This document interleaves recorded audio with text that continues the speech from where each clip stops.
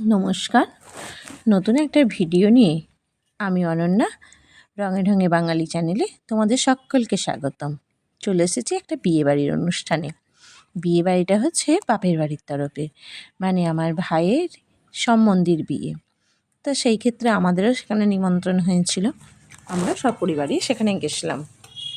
কিন্তু একটানা 3 দিন বিয়েবাড়ির পর মনে হচ্ছিল একটু যদি বাইরের দিক থেকে ঘুরে আসতাম খুব ভালো হতো।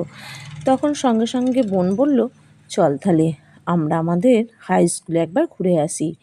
আজ বহু বছর হলো সেখানে আমরা যাইনি, কিন্তু অনেক স্মৃতি সেখানে জড়িয়ে আছে।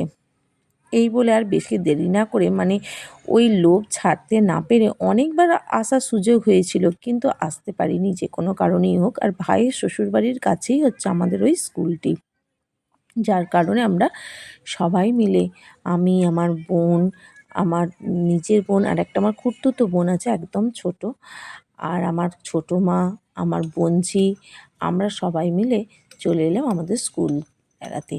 আর আমার বোনঝিকে ঘুরিয়ে ঘুরিয়ে দেখাচ্ছিলাম, দেখ এই সব জায়গাগুলোতে আমরা পড়েছি। যেহেতু আমার কাকুর মেয়েটাও এখন ওই স্কুলেই পড়ে, ও সব বলছিল, কিন্তু আমাদের যে বদমাইশ, ভালোবাসা, দুষ্টুমি, কত কিছু এই স্কুলে জড়িয়ে আছে সেইটাই আমার বোনঝিকে বলছিলাম।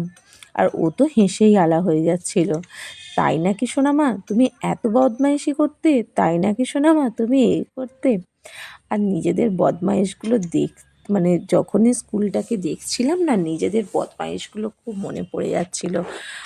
কখনো কখনো সেই স্যারেদের বকুনিতে চোখে জল এসে যাচ্ছিল, যে স্যারেরা এত বকতেন করতেন। আবার কখনো কখনো নিজেদের দুষ্টুমিগুলোর জন্যে হাসি, আর এত এক এক সময় চোখে জল এসে যাচ্ছিলো না, এত বন্ধু বান্ধব আর কাউকে দেখতে পাচ্ছি না, অথচ সেই জায়গায় আজ 20 বছর পর এসেছি। এসে সেই গেটের মুখে দাঁড়িয়ে আছি, আমি তো গেটটাকে ধরে না ঝরঝর করে কেঁদেই ফেললাম।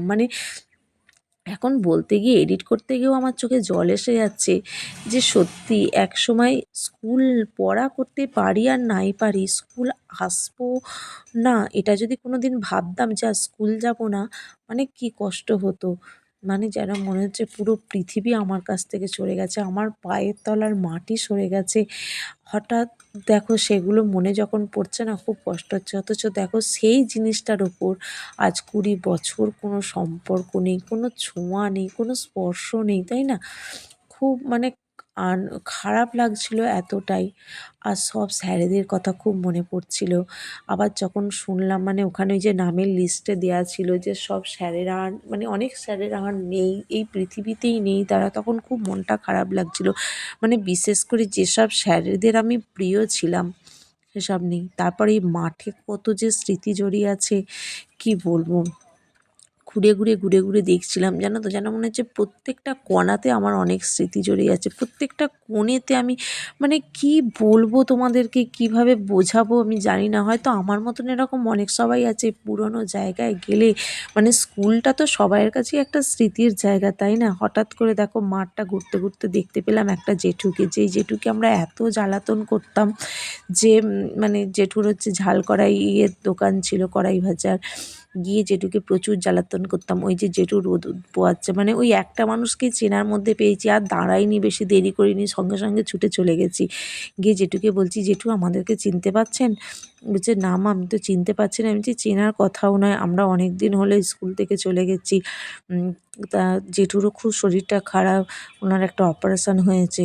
তা দেখে বললেন যে, তোমরা আমাকে চিনতে পেরেছো? আমি তো এখনও পর্যন্ত চিনতে পারছি না। উনি মাথা দেখছেন তো চুলকেই যাচ্ছে, চিনতে পারছেন না, মনে করতেই পারছেন না। তারপর অনেক বলার পরে বলছে, ও তুই সেই বদমাইশটা? আমি বললাম, হ্যাঁ জেঠু। বলছে, তোকে তো চেনাই যাচ্ছে না রে। এইসব কথাবার্তা বলে জেঠুকে আসছি বলে আমরা চলে গেলাম একটু আমাদের একটু ফাঁকা, আরেকটা ফাঁকা জায়গার দিকে, যেখানটাকে রথতলা বলে। সেইখানে কিন্তু অনেক স্মৃতি জড়িয়ে আছে।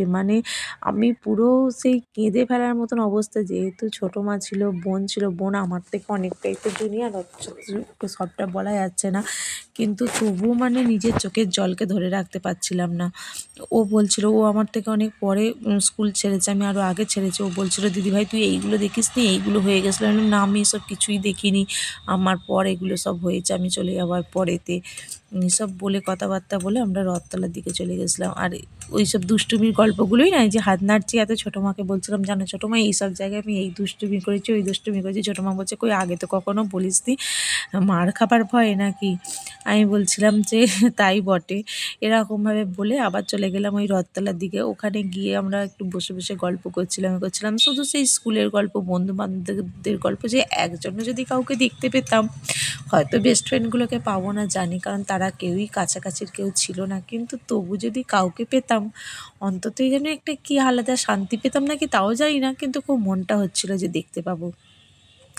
আর এখানে যে এসেছি বিয়েবাড়ির কথা ভুলেই গেছি। ভাই বারবার ফোন করছে, ভাইয়ের বউ বারবার ফোন করছে, দিদিভাই তোমরা কোথায়? আমি বলছি আমরা হারিয়ে গেছি রে, আর যাবো না এখান থেকে। বলছে হারিয়ে গেছি মানে কোথায়? ও তো বুঝতেই পারছে না, মানে আমার ভাইয়ের বউটা না খুব সাদাসিধে, একটু আমাদের মতন ফচকেমি কমই করে, আর ও কমই বোঝে আর কি ফচকেমিটা। তা ও বলছে হারিয়ে গেছি মানে কোথায় দিদিভাই হারিয়ে গেছো? তোমার ভাইকে পাঠাবে? না রে, মানে মন চেয়েছে আমরা হারিয়ে গেছি। বলতে ও তখন একটু হাসলো, বলছে স্কুলের দিকে গেছো দিদিভাই? আমি বললাম হ্যাঁ রে, আমরা স্কুলের দিকে এসেছি। বলছে চলে এসো, খাওয়া দাওয়া শুরু হয়ে গেছে দুপুরের। আমি বললাম যে আমরা একটু পরে যাচ্ছি, তোরা খা না। বলছে খাবার কিন্তু থাকবে না দিদিভাই। আমি বললাম যে ঠিক আছে, হাঁড়ি টাড়িগুলো চাচবো, এত বছর পরে এই জায়গাটাতে এসেছি, এত তাড়াতাড়ি যেতে মন চাইছে না রে। বলে আমরা না অনেকক্ষণ ধরে ওখানে বসে বসে গল্প করছিলাম। বোন বলল যে আমি একটা ভিডিও শ্যুট করবো তোর ফোনে। আমি বললাম হ্যাঁ কর। বলছি যে তখন বোন বলছে দাঁড়া আমি একটা গান ভাবি। আমি বললাম হ্যাঁ ওখানটায় চল, বসে বসে আমরা সবাই মিলে ভাবি। বলে একে বসে বসে ও একটা গানের শ্যুট করলো, ওই কিশোরী কিশোরী গানটা দেখবে আমার শর্টস ভিডিওতে আছে, ওই করেছে। যাই হোক, ভাই আর ভাইয়ের বউ এত ফোন করছে আয় আয় আয় আয় করে, আর বেশিক্ষণ ওখানে না বসে থেকে এবার আমরা চলে এলাম বিয়েবাড়িতে। দুপুরবেলা খেতে বসেই গেছি। আসার পরে এই দেখো বদমাইশটা আমাকে এবার ধরেছে, ওকে সঙ্গে গল্প করতে হবে, আর ওর জন্যে তো আমি খুব কষ্ট পাই, এত মন খারাপ লাগে ওর জন্যে আমার। আমি বাড়ি আসলেও না আমার যেন মনটা ওর কাছেই পড়ে থাকে। কি জানি কী বাধায় বেঁধেছি ওকে, আর ওই যে আমাকে কী বাধায় বেঁধেছে সেটা ওই জানে আর আমিই জানি। নিয়ে ওকে নিয়ে অনেকক্ষণ ধরে একটু হুড়োহুড়ি করতে লাগলাম, আর ওকে এত ফোন চিনে গেছে না, তোমাদের কি বলবো, দেখো না ফোনের দিকে একভাবে চেয়ে থাকবে ও, মানে কি বলবো, ফোন পেলে আর কিছুই ওর চাই না। একটু ইয়ার্কি করছিলাম, ও চুপ করে বসে আছে। ওর মা বললো যে তাহলে দিদিভাই রাত্রিবেলা তো বউকে সাজাবে, আমি সেগুলো তাহলে একটু গুছিয়ে দিই ওদের বাড়ি ঘরে গিয়ে, তুমি তাহলে ছেলেটার কাছে থাকা। বললাম হ্যাঁ হ্যাঁ তুই নিশ্চিন্তে যা, আমি একটু ওর কাছেই থাকি। গিয়ে দেখো ও সবাই ঘুমুচ্ছে, আমার বোনও ঘুমিয়ে পড়েছে ভাইপোকে আদর করতে করতে আমার কাছে দিয়ে, আর ও সেই আমার আদর খেয়েই যাচ্ছে। আর ভাইপো জিনিসটা এমনই না, মানে ভাইয়ের থেকে ভাইপোর দর যেন বেশি, যেহেতু ভাইটা টাকা আর ভাইপোটা সুদ, সেই জন্য হয়তো বেশি মিষ্টি লাগছে। যে যাই হোক, এখানে ভাইপোকেও আদর করছি। দেখো কাকুর মেয়ে আমার বোনঝি ওরা কেউই ঘুমোয়নি, বোনই শুধু বললো দূর তোরা আর কথা বল, আমিও তো ওর সঙ্গে বকতে পারবো না। আর ভাইপোর কি দোষ জানো তো, ও প্রচুর চালাক, ও হচ্ছে নিজে চুপ করে বসে থাকবে, মানে নিজে চুপ থাকবে, কিন্তু সবাইকে কন্টিনিউ হয় কথা, না হলে গান করেই যেতে হবে, বলেই যেতে হবে। দেখতে পাচ্ছ তো আমাকে কিন্তু ও সমানে বকিয়ে যাচ্ছে, আর কিন্তু ও নিজে একদম চুপ করে আছে। মাঝে মাঝে শুধু হাসছে, ওই যে ওর সঙ্গে ইয়ার্কি করছি ফচকেমি করছি না, এটাই ওর বেশি ভালো লাগছে।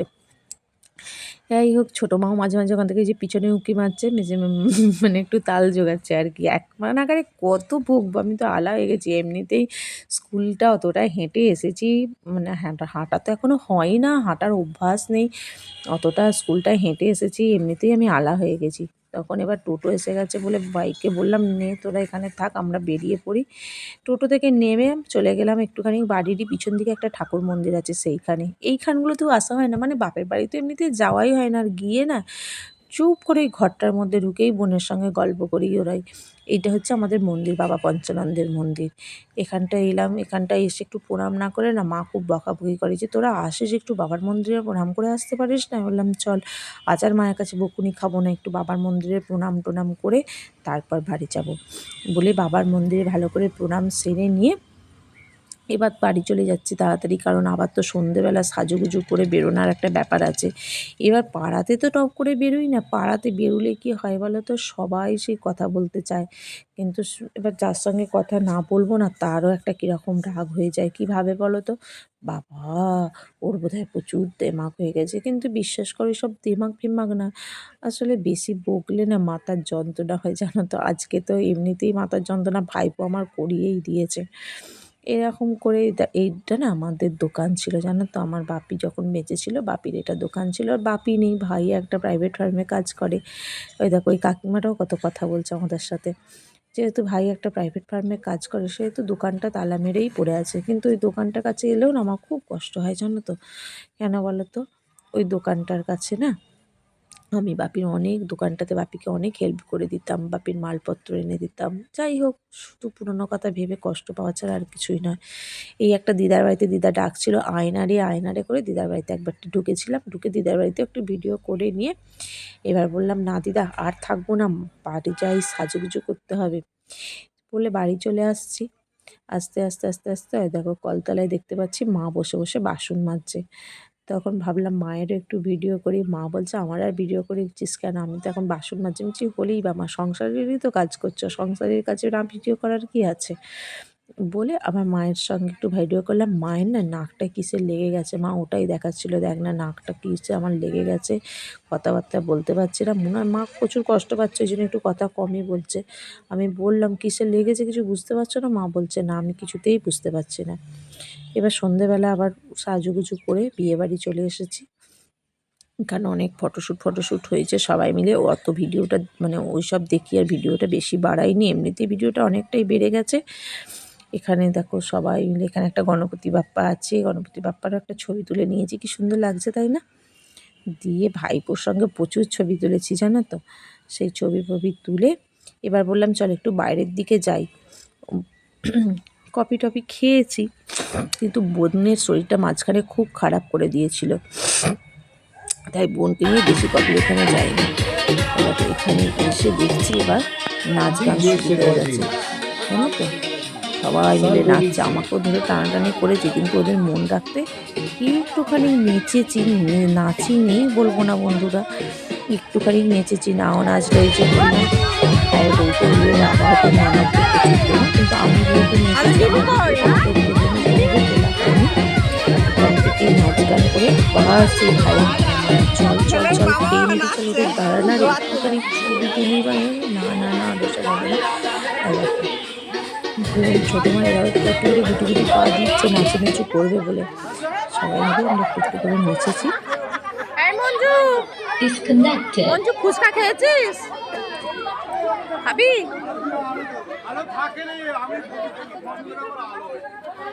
শেষ পর্যন্ত চলে এলাম। এইখানে দেখো মেনুটা আর আলাদা করে তোমাদের বলছি না, তোমরা নিজেরাই দেখে নাও কী কী হয়েছিল রান্নাবান্না।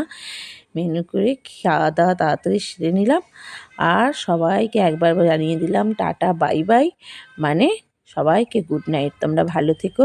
আমার ভিডিওটা যদি তোমাদের ভালো লাগে তো প্লিজ সাবস্ক্রাইব করো আমার চ্যানেলটাকে, আর ভিডিওটাতে একটা লাইক করো, আর যে আসন্ন স্কুলে পড়েছো শেষে কিন্তু অবশ্যই লাইক করবে।